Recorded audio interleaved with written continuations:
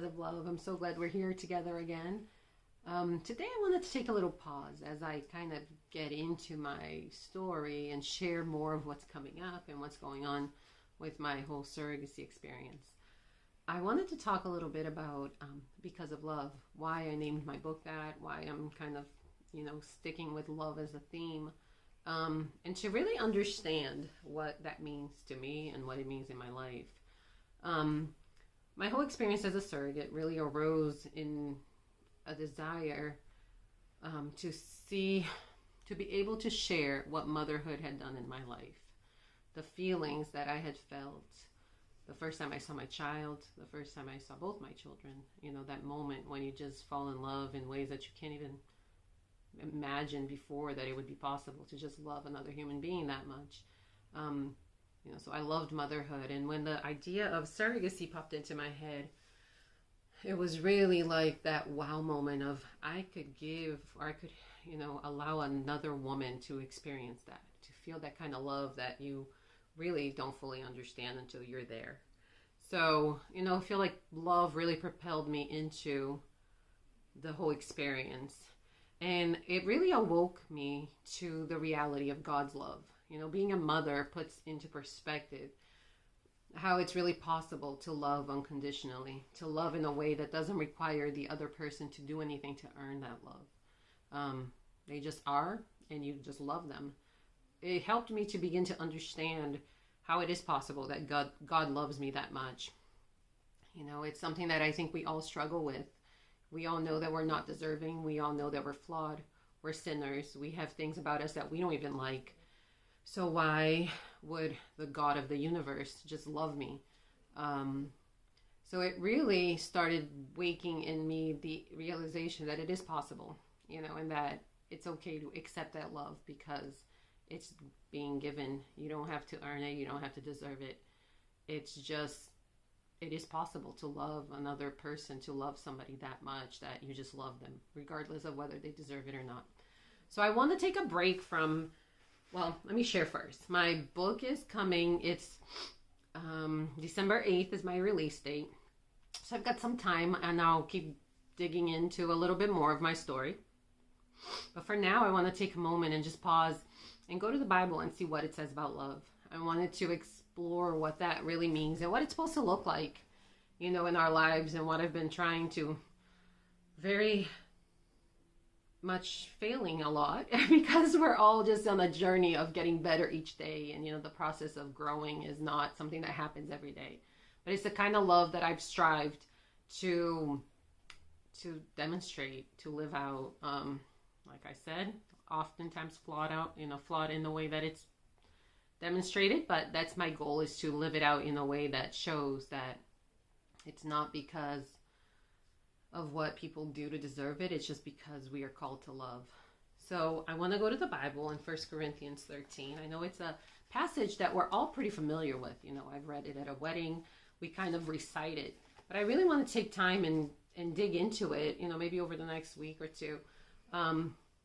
Just what it says about love. What does it tell us to live out in our lives? A love that is just love because it's love. It's not because of anybody's earning or deserving, and we all know that we certainly don't deserve God's love, but that's what he calls us to, and that's what he's given us.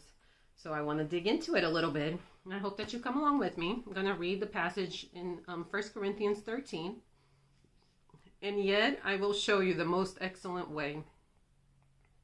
If I speak in the tongues of men or of angels, but do not have love, I'm only a resounding gong or a clanging cymbal. If I have the gift of prophecy and can fathom all mysteries and knowledge, and if I have faith that can move mountains, but do not have love, I am nothing.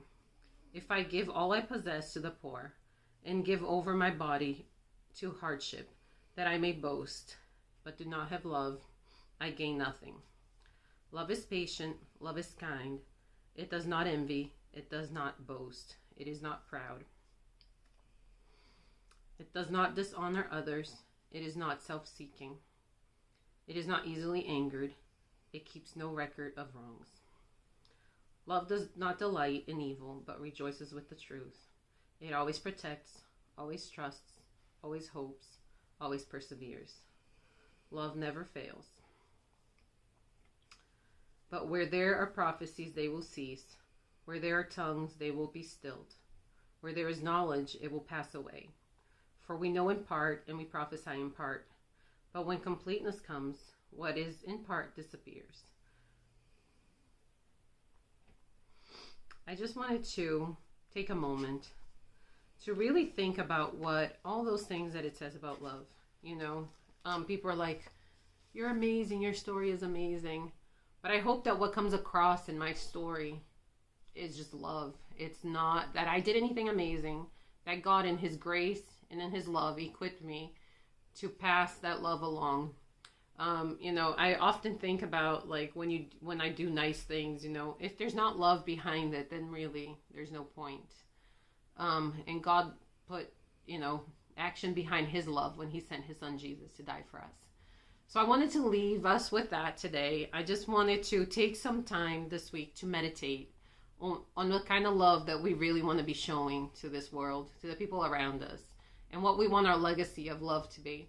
I wrote a book. I did a few things. I was a surrogate. But if there was not love, if people walk away from that, not seeing that it was done because of love, then really it's just another action, in this world full of them. So I pray that this week, love will just guide you, that you will grow in your love, that love will generate trust as you surrender, to God and let him work out all the things that he's working out in your life. And that you just be blessed as we dig in and we find out really what this love is supposed to be all about. So join me again. I just felt really a strong urge to share that. Because of love doesn't really mean anything if there's not a solid love behind it. So join me on this journey. I will be sharing. I will be updating more as things progress with the release. But I really wanted to explain my journey because of love is really the true love that God puts in our hearts. So join me again, and I'll see you next time.